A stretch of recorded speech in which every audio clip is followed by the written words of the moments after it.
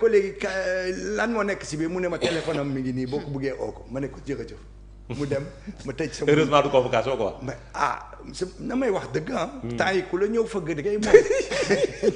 kon yéen F24. mais attends dañu waxante attends maman dama lay wax.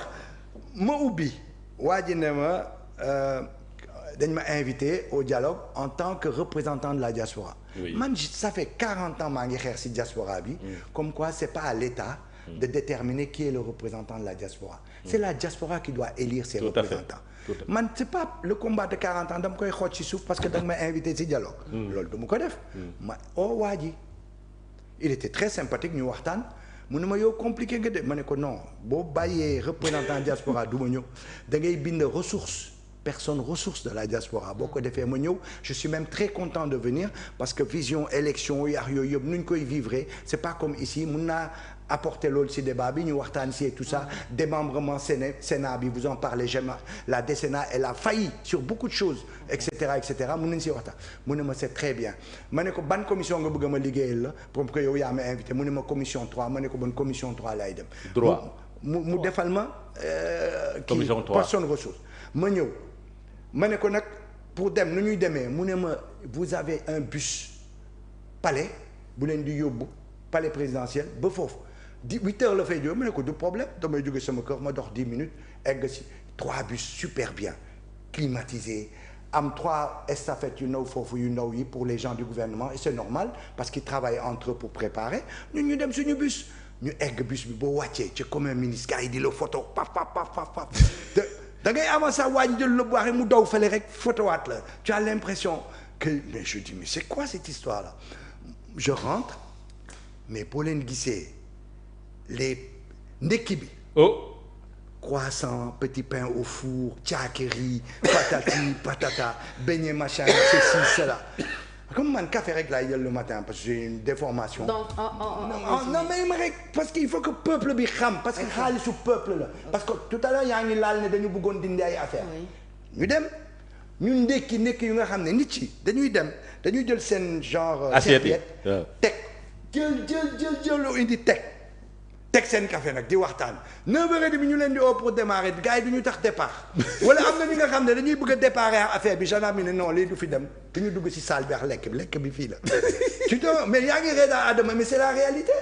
mais moi je raconte pas c'est-à-dire que je sais pas ndax noos man c'est la première fois qu'on m'invite j'ai vu ça et je rends compte donc ma dugg nga wàccaat pause café añ bi moom man musuma lekk entrée fii France rek laa doon lekk entrée mais fii da nga am ay entrée même moo gën neex entrée France yi sax bu ngay lekk à midi mais franchement mais on était très bien pour te dire les conditions nga pare lekk am nga thé am nga café am nga lu la neex même boo bëggee julli on a fait une tente et tout pour nga julli bien yëpp ñu dugg tout liggéey mais à 16h benn femme bu nice def foulard et tout man dama koy bëgg a photo sax tellement c'est joli quoi tu vois c'est joli non mais c'est vrai femme bi day ñëw jox la fay nga bind sa tour signé mu génneel la enveloppe. ñëpp di jël enveloppe bi ma ubbi gis xaalis. ñaata. 20 000. par jour. booy gars yi jox ma 6 enveloppes ma jógee fa je suis devenu riche. 120 000 6 enveloppes. chaque jour benn enveloppe. ñëpp a jël. vous étiez au nombre de combien. muy ministre muy député muy ancien ministre muy représentant de l'État. dialogue bii kay lay wax. mais ñëpp a jël on était 700 invités donc calcul. 120 000. en 6 jours.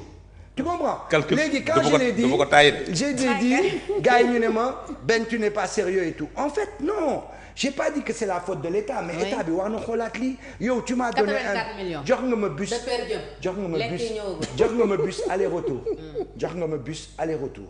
loo may joxe paas. jox nga ma lekk ba ma tiit sax lekk bu mu fa lekk. waaw c'était trop bien. Tu m'as mis dans des conditions extraordinaires et c'est normal qu'on te mette dans les conditions. Bien sûr. Mais c'est le parti qui doit assumer le voyage de ces gens. wala yow boo di waree jógee fu nga xam ne amoo paas ñu limité ñu nga xam ne dañu soxla paas par exemple man je lui ai dit nu may demee parce que moi j'avais un problème de transport su ma ne woon da ngay fay ma chérie mais il m'a dit bus mu ngi may jël ma ne ko tu as tout fait mais lu tax ñu may jox 20 000 en plus. Tu comprends, c'est pourquoi j'ai été un peu long, c'est pour te dire, si on veut rompre, comparé aux assises, on doit rompre à ça aussi. Parce que per diem, gis nga boo demee formation per diem, c'est pour ça que je veux que les députés je veux avoir le bilan du nombre d'heures de formation pour calculer le nombre d'heures de per diem le nombre de per diem parce que dañuy am formation per diem formation boo ko bëgg ñoom bu amul per diem du ñu dem comme il dit c'est les députés du peuple il faut qu'ils le démontrent tu comprends donc il faut rompre avec tout ça je dis pas que c'est l'état bi fii la ko fekkee il faut du temps pour mu dem mais si man mii jóge France nga xam ne combat bu ma munti def sama xaalis la manifestation moo munti def sama xaalis la musuma mobiliser ñu may ma 15 man ma ñëw pour la première fois ma ñëw toog nga yóbbu ma tu m'as mis dans des conditions extraordinaires ba pare daaj ma 20 000 par jour mais dama koy wax mais sax dañu toll ci réew mi ñu ne situation économique bu metti ñuy waxu rationalisation donc on peut pas comprendre ñu joxe 84 millions de per diem ndekki bi ñëw mais et les commissions ont 14 millions par mois 14 commissions 1 million multiplié par 7 mois lan la ñuy def ak 1 million. non c'est-à-dire xam nga non le député donc le dialogue nous a coûté excessivement cher. Mais il n'y a pas que le dialogue mais ça c'est pas que cet état c'est pas l'état là. non c'est une pratique non c'est-à-dire c'est une pratique héritée. non Benji bàyyi ma Benji. dégg naa avant c'était 50 000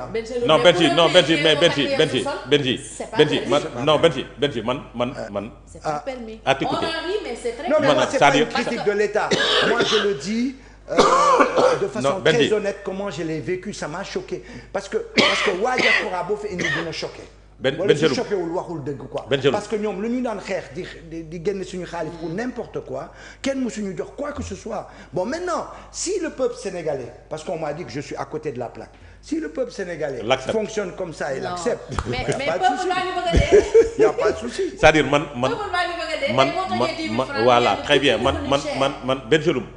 c'est-à-dire su ma la déggee nga expliquer comment ça s'est passé au niveau du truc ma fàttaliku les déclarations du premier ministre nañu Sénégal yi li ñuy dund yëpp c'est parce que nous sommes dans une situation de crise économique nangam sangam et que ñun dañu war a muñ dañu war a serrer la ceinture ñu war a serrer la ceinture ñu war a dem ci dialogue boo xamante ni on doit discuter sur des questions politiques yow ñu dugal la ci transport dugal la ci bus climatisé jox la per diem 20 000 francs jox la nga lekk jox la nga naan ça c'est un problème.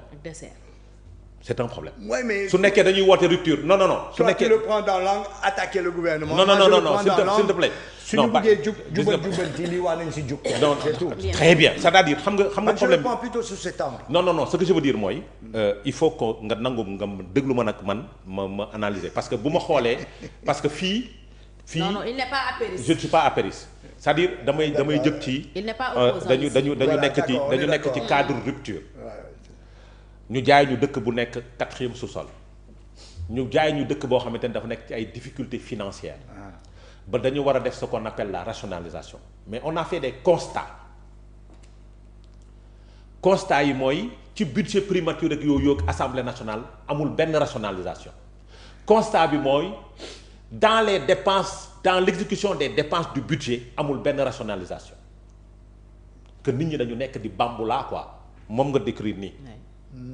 C'est-à-dire loolu nga décrire quoi. J'ai pas dit ça. C'est-à-dire non. Il n'a pas dit ça mais bon. J'ai pas dit ça. Vous n'avez pas dit ça. Qui ont organisé. Ils oui. ont un budget. Mais c'est l'argent du si contribuable. non mais heureusement. Mais waa DGE ñoom ñoo organisé waa DGE ils doivent revoir ça. C'est-à-dire jox passe. dafa am fu ma ñëw dafa am fu may jëm. loolu budget dialogue bi bambulaa la woon. parce que conclusion yi yu ci bari yow fii jot nga ko joxe ça en filigrane mooy.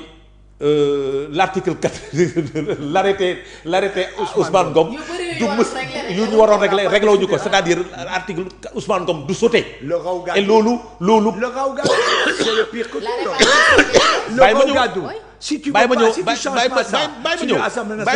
ñëw c'est-à-dire vous avez dépensé beaucoup d'argent pour rien man loolu laa jàpp quoi c'est-à-dire raw gàddu bi nga xam ni c'était un combat pour yow ak pour beaucoup de gens pour la société civile et pour beaucoup de gens jàllul l'arrêté Ousmane Ngom que nga xam ne ñun bañ ko fi bàyyee dafa andi tollé au sein de l'opposition au sein de la société civile jàllul nu mu tuddati l'article 80 l'article 254 dafa andi coow des lois liberticides jàllul donc lu tax ñu doon dialoguer kon pourquoi on a dépensé ces sous là non ça nous a permis de savoir que ce gouvernement là une fois au pouvoir ne prend plus en charge certains combats. Ouais. Donc au moins ça nous a édifié sur ça. Les masques sont tombés.